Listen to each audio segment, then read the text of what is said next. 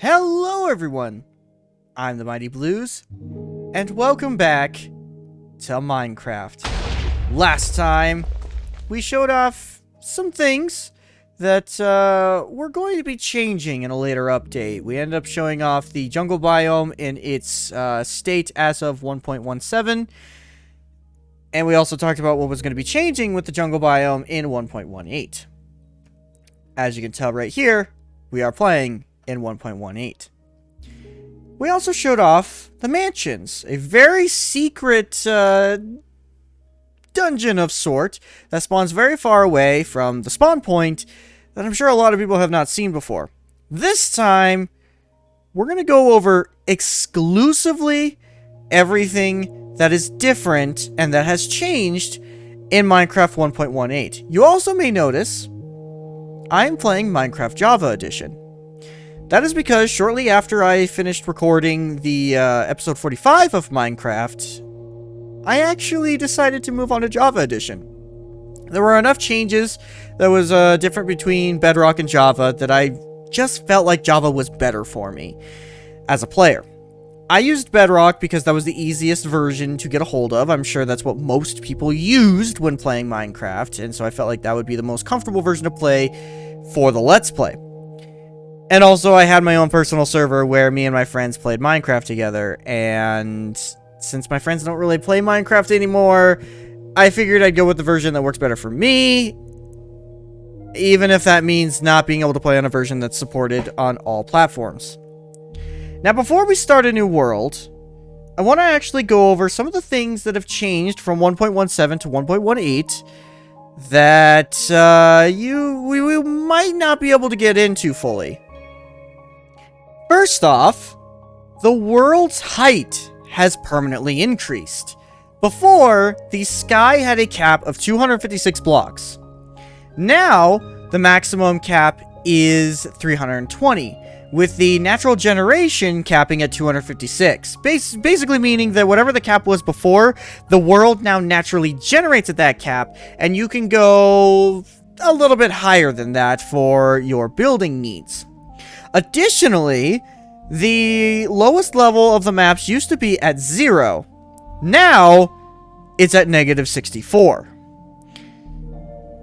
Additionally, there is a new algorithm when generating worlds known as world blending. Essentially what this does is, instead of there being steep cliffs like there were in the previous builds of the game, there's an algorithm that tries to naturally generate inclines a little bit better, essentially making mountaintops not as frustrating to deal with it, because instead of it just being steep cliffs for the mountaintops, it'll allow you to scale the mountains a lot easier. I should mention that the world blending is going to affect any sort of world that you have already created. However, just know that the world blending is not going to affect anything that you've already built, as the world blending will only be put into effect on chunks that have not been generated in worlds that have already been created. So if you have a really big world that's got all these crazy things that you want to keep in your world, don't worry, world blending's not going to get rid of that. It only chunks that are going to be spawned in afterwards is world blending going to be put into effect. Additionally, your biomes do not determine the generation of the area. Before, a biome had a specific landscape to it, and that landscape coincided with the biome. Nowadays, it doesn't work that way. The world will generate on its own, and the biome will be generated on top. I mentioned in episode 45, specifically with jungles, how there's different variants to the different jungle variations with the biome itself. This is what I mean. If you hear someone say, oh, there's a rolling hills jungle, all that means is that a jungle happened to spawn on top of a hill-like terrain. Additionally, there is now 3D biomes, meaning there are biomes that will spawn underneath biomes. This has to do with caves and cliffs specifically, because there's now different types of cave biomes. There's going to be more cave biomes being introduced later on in the game, but for now, we've only got a few, which we'll go into. Additionally, there are new types of caves that have been generated. There's now cheese caves, spaghetti caves, and noodle caves. You can see the diagrams and see exactly how the caves have been generated. Additionally, aquifers have been introduced to the biomes in Minecraft. Aquifers, for those of you who don't know, are things that happen in real life. They're essentially just little pockets of water underground. Again, a thing that is very real in our real world. There are going to be aquifers throughout the world of Minecraft that can have caves directly underneath them. Additionally, ore distribution has been changed a little bit. There are now veins of ore. There's also different types of ore generation. Not really anything all that different from how ore has been spawned before. As far as I'm aware, ore that spawns at specific elevations will still stay the same, but they've just changed how some ore can be spawned. So there's now like these veins in the ore, making it so that instead of it just being large pockets of a specific ore, they now run, well, like a vein. And lastly, this is the big one for me. Mobs will only spawn in complete darkness. This is important because one of the reasons why I was so frantic about lighting during our initial Let's Play is because of the fact that if it was just slightly dark enough, mobs could spawn. So I was always a stickler for lighting because I wanted to make sure that mobs would never spawn in my home. With this new update, as long as you have any sort of light in your home and there's not complete darkness, mobs won't spawn. This is a godsend. And yes, I should preface, all of these updates are in both Java and Bedrock.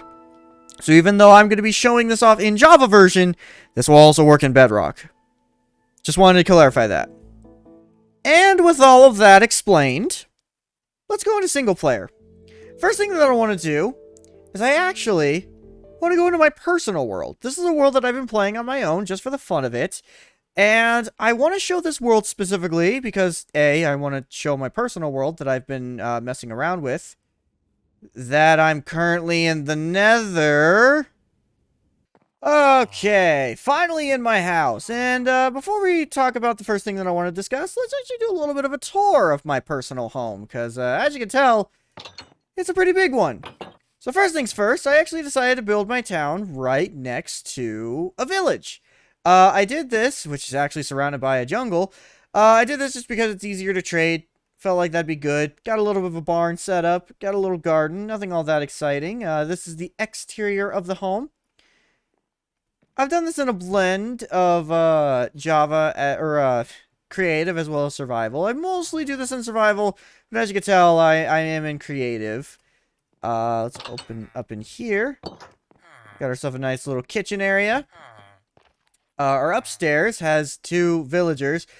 These two just happened to stay inside my home while I was building it, so I didn't really get rid of them. Up in here, got like a nice little area. I'm going to put a beacon up here eventually once I get one. I've also got some lightning rods for conducting lightning in case my house may get struck by it. Going downstairs, as you can tell, I'm not really that big into the game, or I haven't really played that much of the game so far. This is a little storage room right here. Nothing all that exciting. I've got some projects that I'm still working on, so this is going to be a kelp / nether wart room. This room down here is my library that's still being worked on. And then, finally, the nether portal room. So again, nothing all that exciting, but I felt like that'd be fun to show off, just so that way you see what I've been working on while playing Java Edition. But the big reason why I wanted to go in this world is because my house is right next to a jungle. I actually spawned in the jungle.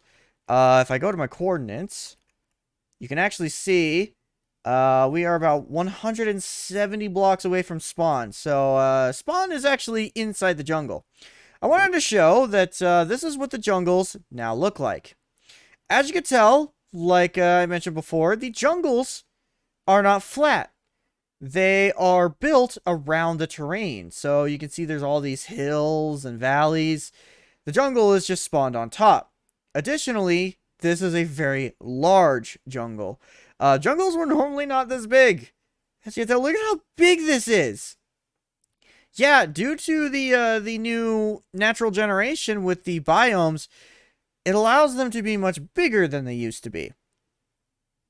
I felt like this would be an important thing to show off, because now you can see what has changed with the biome that I showed off before. That's really about it, and I actually don't think I ever explored this jungle temple. I'm gonna explore this real quick, and then we'll go on to the next topic.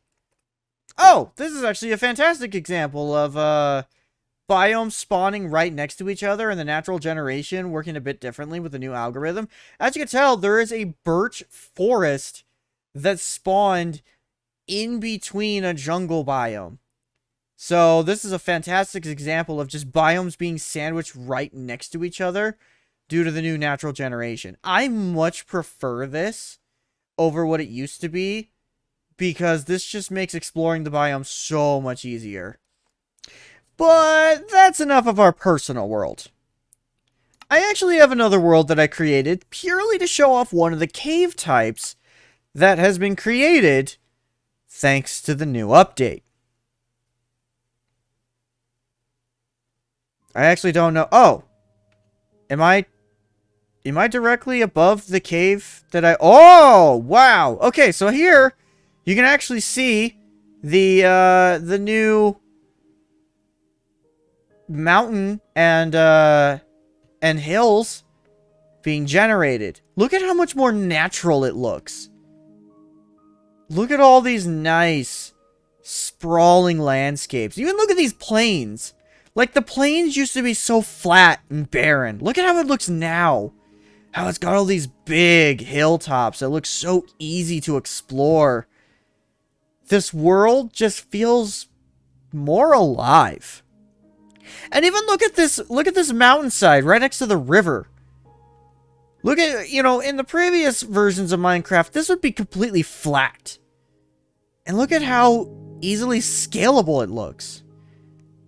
I love this new natural generation that the worlds have. And even look at this waterfall. This would just be like a flat waterfall on a cliffside. And now it just rolls down the hills so much easier.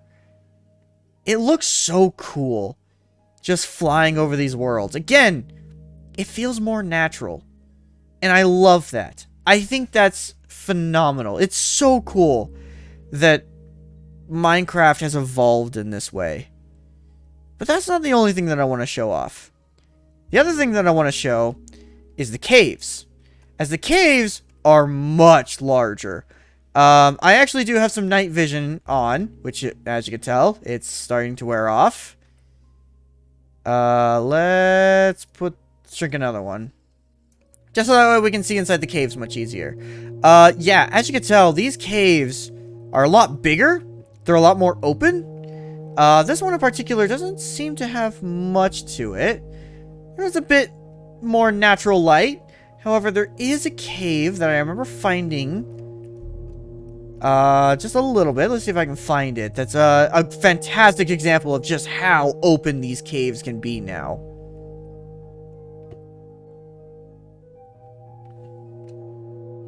I actually think it's this cave down here, which would explain why I put that giant pillar there.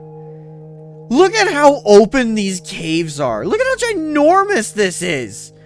And it's multi-level. We can keep going down and finding more openings to these caves. These caves are ginormous. Like, look at this. This is all a cave. This is incredible. And it's all super open, too. We can keep going down. Look at this. There's more to it. These caves are huge. There's like a ravine underneath a cave. I love this. Granted, this would be absolutely terrifying to explore, and I'm still going to do my strip mines like I normally do, but like, look at how multi-layered everything is. This has to do with the new 3D biomes in particular. And I'm all for it. Again, I am all for this. Look at how far down, let's see how far down we are. We are at 13. We are almost at the very bottom, and I have not had to dig at all. Look at this. Look at how deep it goes. We're still going deeper and deeper. This is incredible. Actually, I want to see just how far down we are. We are at negative 30. We are almost at the bottom of the world, and I have not had to dig at all. I want to see now. Where am I at? Negative 54. We almost made it to the bottom of the map. And we did not have to dig at all.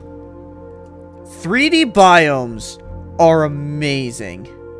This is incredible.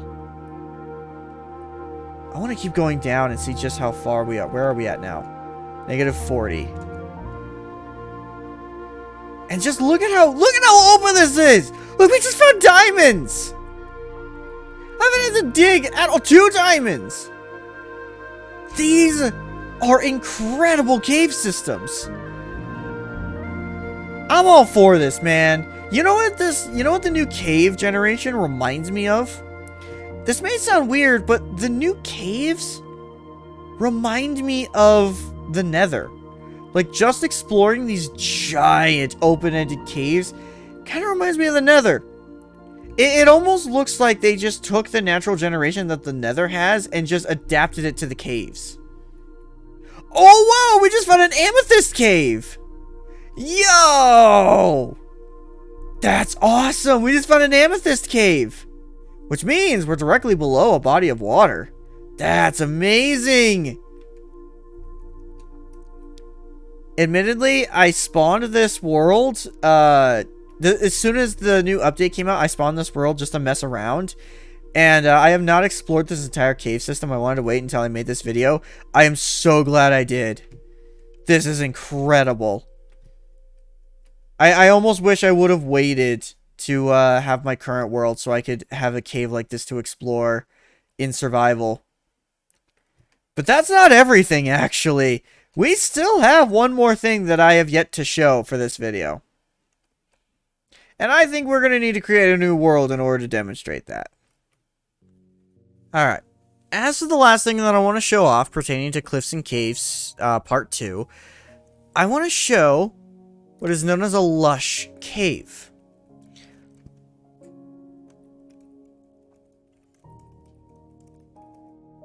Lush Caves are a specific type of cave biome that has a lot of wildlife. The number of ways you can find a luscious cave is if you're ever in a forest and you find an azalea tree. Usually if you dig directly below the azalea tree, that will find you a luscious cave. Azalea trees look similar to oak trees. The difference is that they have pink flowers inside of the trees. I'm going to put in a seed. If you want to put this seed in for yourself and try this world out, make sure to pause the video. Seed will be right here. Apparently, right next to spawn, there should be a lush cave ravine that we can explore. There's a number of different sizes and structures for luscious caves. I mostly just want to be able to show one off. Okay, this looks correct. I believe we need to go to negative 43. That seems about right. Negative 4383. So we got to go this direction. Oh, wow. Looks like it's right there. Well, hot dang. Oh, dude, it's literally right there. Oh, wow. All right, I want to drink some night vision potion real quick. Yeah, look at this. This is a luscious cave. This is not only where you can find azalea flowers, this is also where you can find, for one, a bajillion creepers and a lot of clay. This is also where you can find glowberries. Before, we were only able to find glowberries in mine shafts. But now they naturally spawn here in Azalea Cave, or Lush's Caves. This is amazing. I've actually never seen a Lush's Cave before. This is gorgeous. Man, I can't imagine just stumbling upon one of these just in your adventure. Minecraft truly is a magical game. It really is. This is truly a magical game. Just being able to stumble upon stuff like this. For one, this game has gone a long ways. But also just... it's incredible.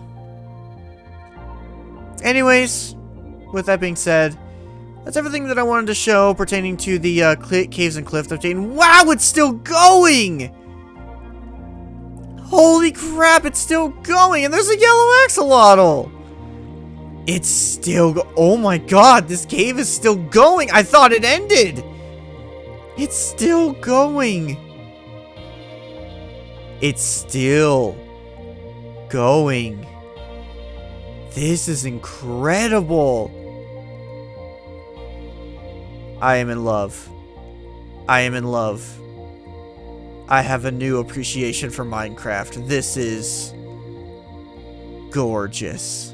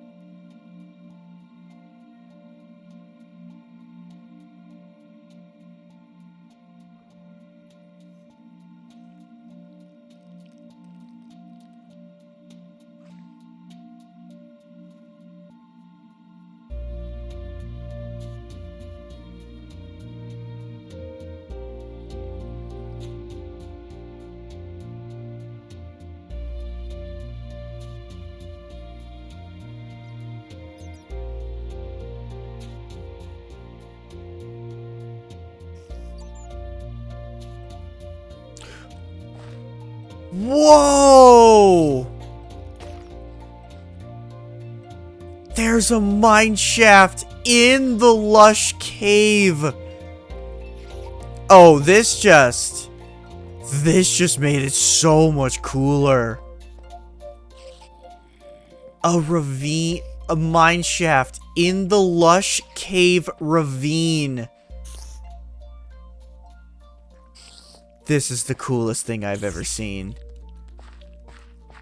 This is incredible. This is absolutely incredible.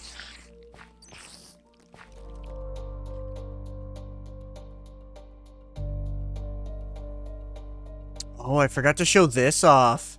Yeah, so if you ever have a mine shaft above a Lush Cave, you'll actually see these little changed structures right here. This is the last thing that I wanted to show off pertaining to the Lush's Caves. This is amazing. I'm truly at a loss for words. This has to be my favorite biome in all of Minecraft. I'm going to hang on to this seed. I legitimately want to make a world with this seed. This is such a beautiful landscape. Caves and Cliffs really did just spring new life into Minecraft.